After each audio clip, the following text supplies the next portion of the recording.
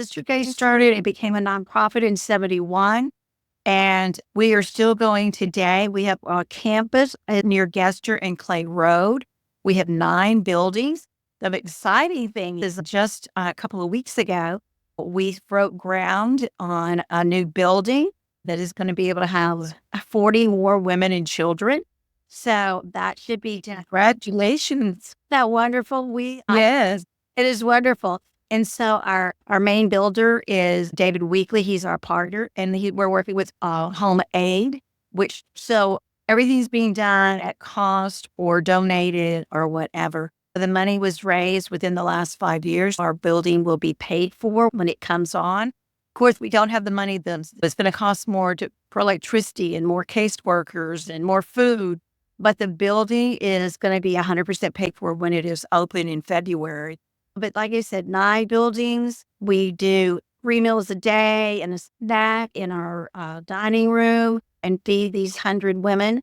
And again, we'll be able to do 40 plus more. By the end of the time when everything opens, that everything's restructured, we'll be able to help us house 175 women and children.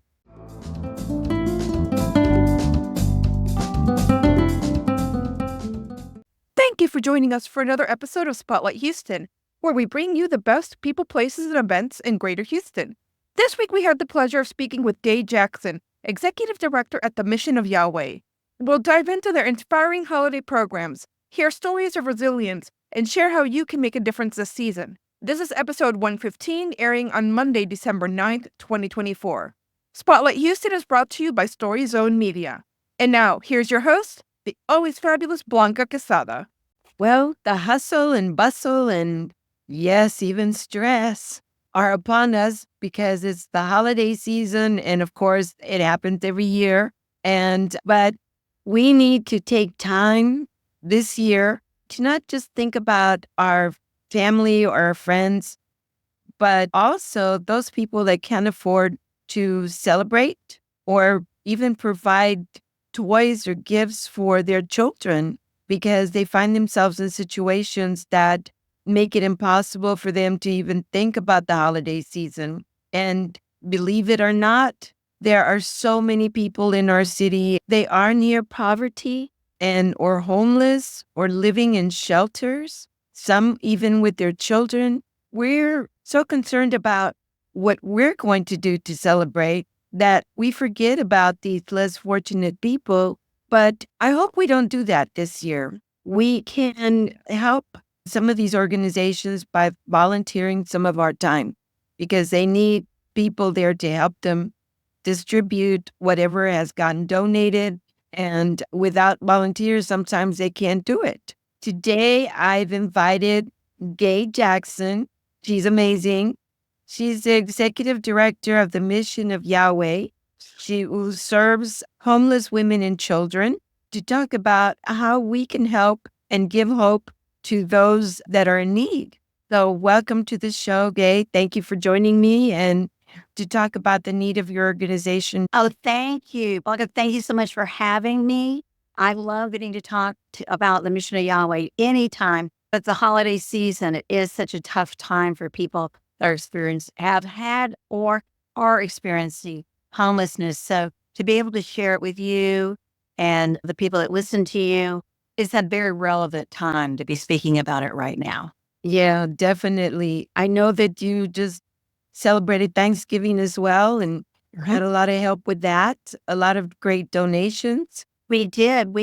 What is wonderful about our shelter and our mission statement is that we are a 24/7 shelter. We are a homeless shelter where women and children are able to come in and have a place to live. We also do job training. We have a daycare. We have all the sort of things that we do all the time. But during the holidays and pretty much all the time, we're helping our community. But at the holidays, we especially help. 500 meals we're giving out the Saturday before Thanksgiving. Our community depends on us. So we'll be doing that again the Saturday before Christmas. And at that time, we not only give out food and that sort of thing, we also give out toys and presents for the children in our community. Tell me a little bit about when the Mission of Yahweh was founded and why? How did it begin? Oh, I love this story. It is such a wonderful 63 years ago, a woman, Helen Gaye, was a manicurist actually at a salon. And she lived in the Carverdale neighborhood, which is where we are. And she saw women and children in need. And so God spoke to her heart and said, you need to take care of these women and children. And she quit her job.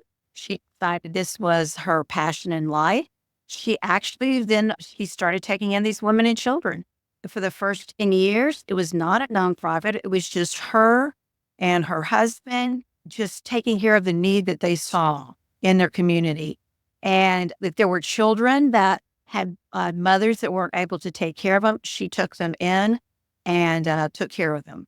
Eventually, Sister Gaye adopted 24 children.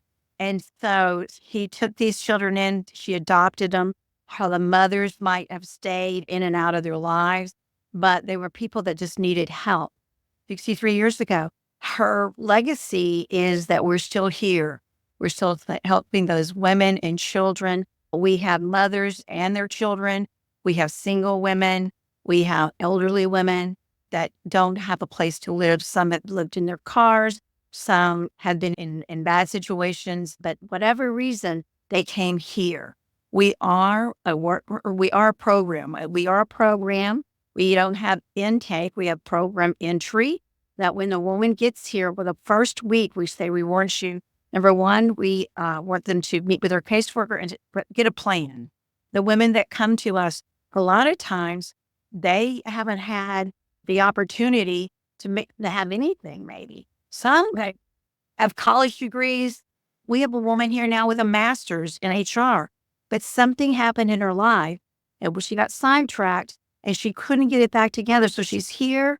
We're helping her to reestablish. Of course, when women and children come here, women particularly come here, they are downtrodden. So we need time to build them back up, get them the resources that they need. But like I said, Sister Gaye started, it became a nonprofit in 71. And we are still going today. We have a campus near Gester and Clay Road. We have 9 buildings. The exciting thing is just a couple of weeks ago, we broke ground on a new building that is going to be able to have 40 more women and children. So that should be done. Congratulations. Isn't that wonderful? Yes. It is wonderful. And so our main builder is David Weekly. He's our partner, and we're working with Home Aid, so everything's being done at cost or donated or whatever. The money was raised within the last 5 years. Our building will be paid for when it comes on. Of course, we don't have the money. It's going to cost more for electricity and more caseworkers and more food. But the building is going to be 100% paid for when it is open in February. But like I said, 9 buildings. We do 3 meals a day and a snack in our dining room and feed these 100 women. And again, we'll be able to do 40 plus more. By the end of the time when everything opens, that everything's restructured, we'll be able to help us house 175 women and children. That sounds great. Yes, for next year. Amazing. How long do these women stay at your facility? Well, what is great about it, of course, we're emergency shelter. We have people come, but they need a place right away. Sometimes they need a place to stay and maybe they have family in another place that they could go to or whatever. And we are in Houston, that's only women and children. We're also, what is a little unusual about us is that when a woman gets here, we want to make sure that as she leaves, she's going to have a life change. Her life is going to be now moving on an upward trend, that she's going to be successful. We want to give her the tools. So if she needs to finish a degree, if she needs to go to a school or any kind of training, we do that. So we say a woman can stay up to 2 years. So that is our goal. It's a longer time, but a lot of times if you're going to get into a place where you're going to take a course, we want them to have savings, that once they do get a job, they can stay, and we ask them to save. Of course, they don't have expenses because they're closed. We have a resale shop. They get all of their clothes. They get their food, any of the things that they need.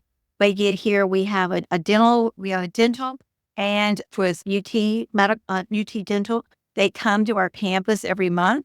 And then we also have 2 different facilities that come and help us. We have Harris Health, and then we also have Harris County that comes out every month, and they take care of medical.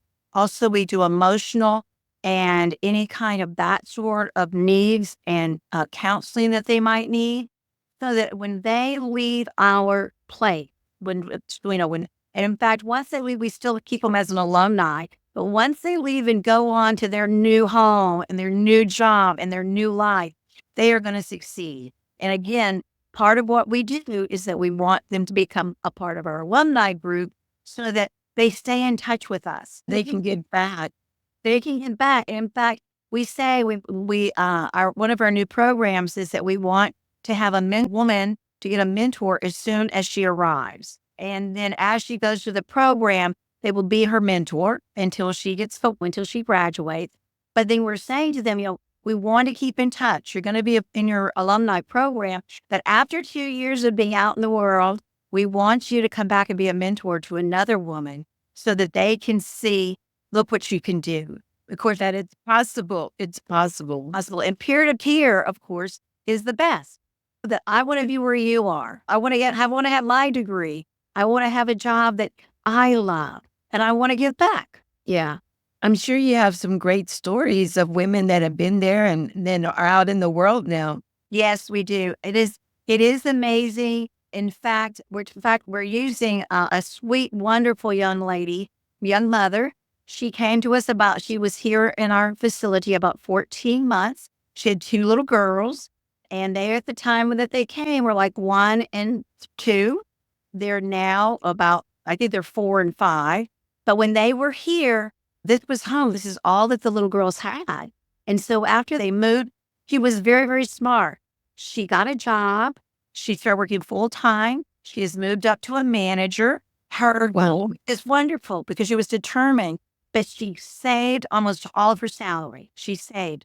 And when she was ready to move, she went to the Cypress area, which works in Spring Branch. So she went to Cypress, not far away, and she found a really great neighborhood, and she found a little bitty house. She rented a little house so that her kids would have that experience. And it was the smallest house in the neighborhood, but in a really good neighborhood with really good school, walking distance to the school. And they are so happy. We were able then with one of our other partners, to get our house furnished. But when we do things, she comes back. She wrote me just yesterday, Miss Gaye, is there anything coming up on Christmas that I need to help that we can? I'm sure that she's very grateful for all that you helped her with and all that you gave her. She's very grateful. And I will tell you, her little kids, when they come back, the little girls are just so delighted. They say, oh, Mommy, do we get to go home? Because they were so small when they started. Because the people here, I mean, when I see those girls come in, they come home and hug me and love on me, and I get to love on them because we will be part of their lives probably forever. Yeah. I'm sure that when a lot of women need help, they're overwhelmed. They don't know who to turn to, where to go, what to do. And the Mission of Yahweh is there, and you guys just grab their hands and don't let go until they're ready to go, like little birds when they're ready to fly. You see it. The women come in. There was a lady that just, again, this week when I got here, because I'm the new executive director. I haven't been here a year yet. But a woman that came in, she was working in our kitchen. The women that work here, we are self-sustaining. So if you live here, you give 20 hours a week. You might be in the kitchen. You might be doing the reception desk. You might be part of the cleaning crew. But we are self-sufficient with all the women that are here because this is their home. And they treat it like, so they help do things. And this one, that's her heart. She was very downtrodden. And she was in the kitchen. She thought she would try to stay here kind of as long as she could. And she had gotten several certificates, but she still was very depressed. I would say she was depressed. Yes. She was like, I just don't know where I'll go. I don't know what I'll do. And she got a certificate in food service. And I said, well, gosh, do you want to work at a restaurant? Do you want to work at a catering company? What do you want to do? And she says, well, I don't know. But then we have a vocation. We have, of course, caseworkers. We have a vocational person that works with them.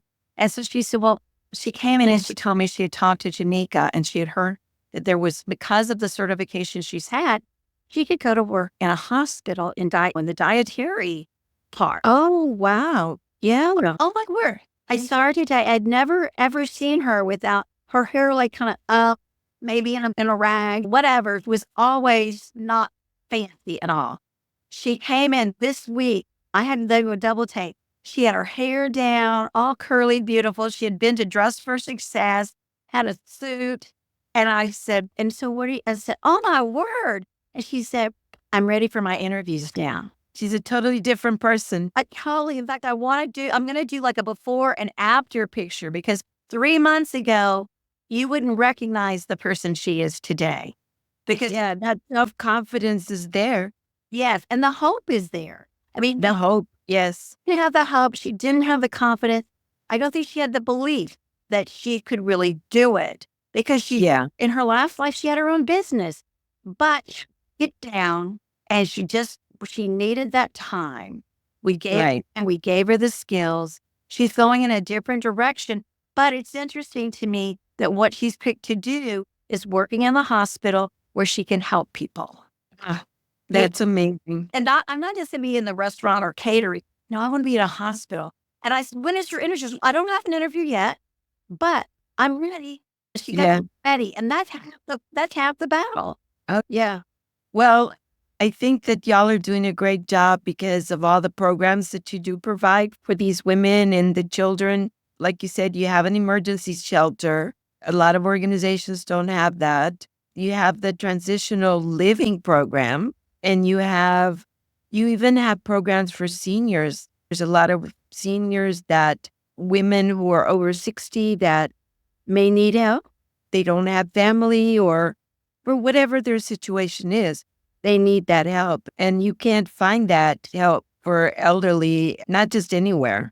No, and it's like you said, our seniors are very special. A lot of the seniors that are here, while they're here, they get skills like being at our front desk or different things.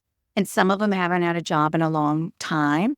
Again, that's sort of we've got to get them to the place where they feel like they can do that.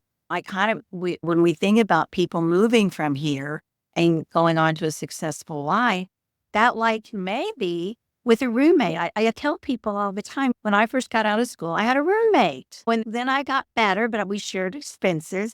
And it's also because here we're such a community and we have such a communal lifestyle that to say you're going off by yourself into your own apartment is a little scary. But you could go with your best friend. You could go with someone from here, share the expenses, still have that. Of course, you're still connected with us. And it is amazing. Just this week, a lady that had been her birthday was this week. She had been estranged from her stepmom who had something that was just yesterday. The stepmother showed up and she's in her 50s. This woman showed up with a birthday present and a cake, started to mend their relationship, even in their 50s and at least 70s, 80s, whatever. But they're able to mend because they had a place where she got to be safe. She got to work on herself. And now she could be somebody different too to her stepmother. And the great thing too is that you just mentioned you provide mental health help. Yes. Which is what a lot of people need, really. Yes, especially when you've been through trauma. And we think about that, our children too. We also have a program that works with our children. They work with our children here and their mothers, but they also can help them in their school. We're in the Side Terrace District. And so they can go into the classroom to help them. But the children have had some trauma in their life too. So we're children and their mothers. A lot of our mothers were not parented well.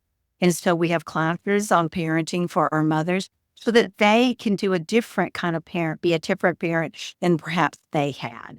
So, well, I'm sure that their way of parenting wasn't easy because they have all these other things to think about, all the stress that they're going through. How are they going to provide? How to get out of whatever situation they're in? So much over them that kids sometimes don't. Kids are kids, but sometimes the parent is so extremely stressed that they don't think about how they're talking to their children, No, and how to take care of them. right. And so they get love all around. Just a few minutes ago, one of the a little 3-year-old, and has had some issues because he's a little hyper and he was getting in people's faces a little bit and whatever. And the mother walked by my office and so he said, "Hi, Miss Gay." And I said, "Hi there." And so he comes in, it's during Halloween and what ball, I had some candy on my desk or whatever. They kind of looked in and I said, "I don't have anything today but a hug." And Yeah. little boy that was standoffish from anybody, even from his mother. But he came in this afternoon and gave me a hug.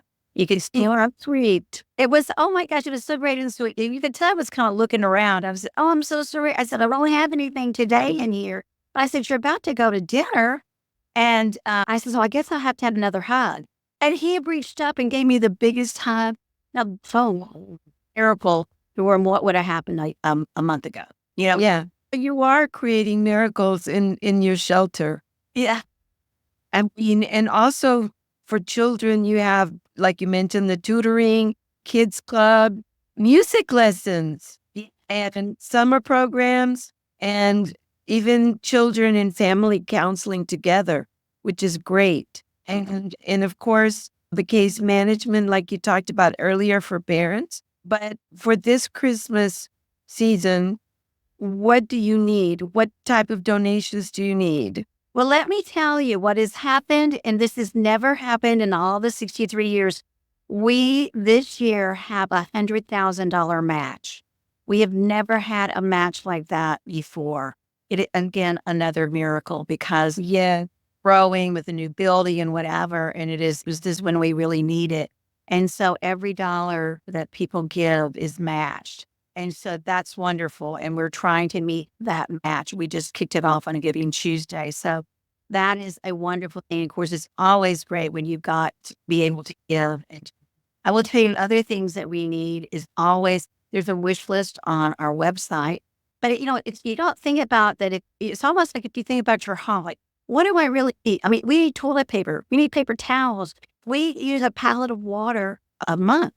We need everything. We need food, but we also need a mop. We need mops because we are cleaning this place every day in 9 different buildings. Any pillows. Everybody has twin beds here. We need twin beds. We need sheets for twin beds. We need pillows. We're always needing pillows because when someone leaves, they take everything with them. Towels, you name it. Those are the kind of things that we need. But then we also need volunteers. It's amazing the amount of volunteers we need here because we've got so much going on. And anything that somebody has a talent or would like to do, we have a resale shop that we use as teaching our women retail marketing and all that kind of stuff. So some of our ladies go over and work in the resale shop, but we have volunteers who work with them and then teach soft skills that we may have grown up having parents showing us, but they probably didn't. On the eye, shake your hand, stand up tall. Those are things that, osmosis went into our head, but that didn't happen to our women. And so, like I said, we have lots and lots of volunteer opportunities, lots of anything somebody wanted to do. We have lots of retired people that will come in and answer the phone, help us write thank you notes. It's just a myriad of things. But when you're here, it's just, we today had church come and they did bingo. Once a month, they come and bingo with our ladies. That is fun. I mean, you don't think about it. Oh, I got to go over and do something. Well, look again.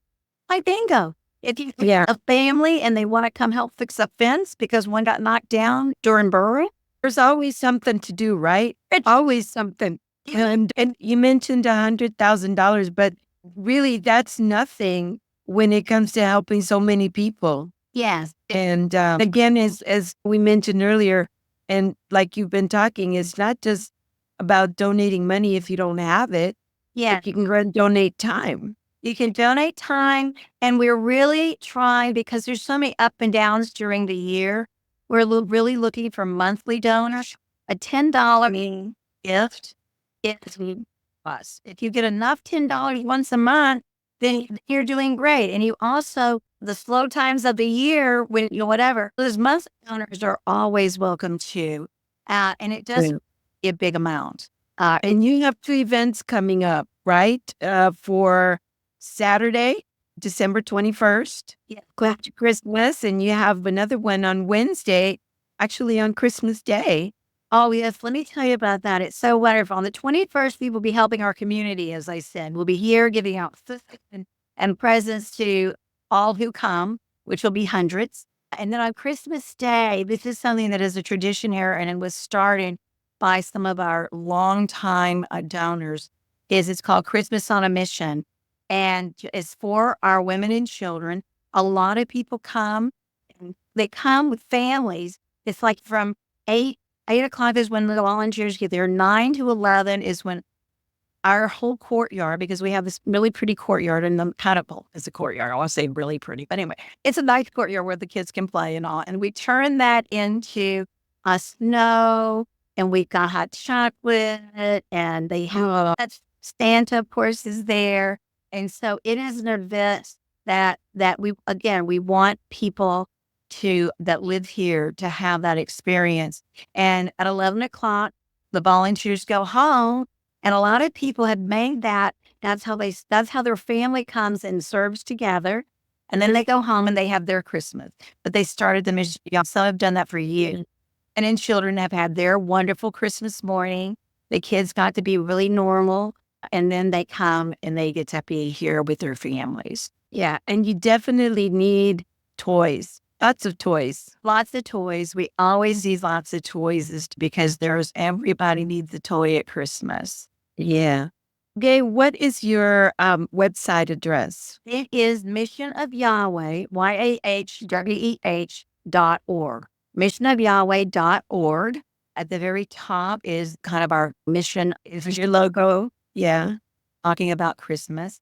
Our MAC is on there. There's a way if you'd like to volunteer. But you can always reach me at Gaye.Jackson at missionofyahweh.org.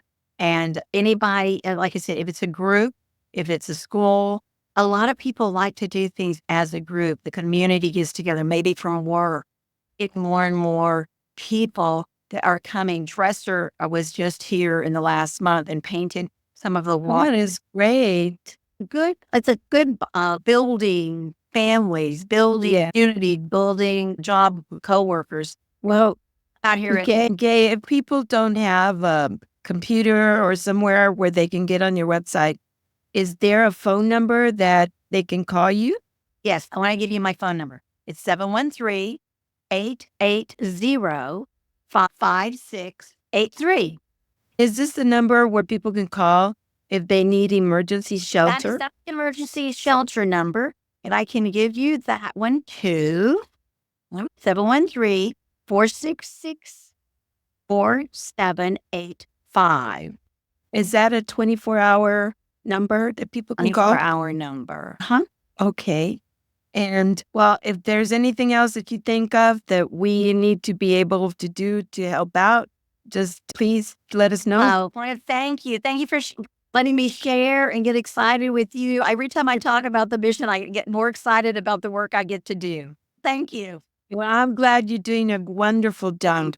So, Gaye, thank you so much again for joining me and for informing us about what the Mission of Yahweh does for so many women and children in our community.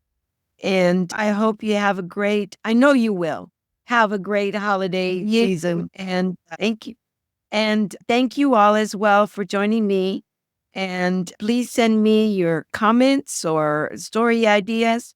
Whatever it is, just let me know. And also, of course, wishing y'all a great and a beautiful, meaningful holiday season.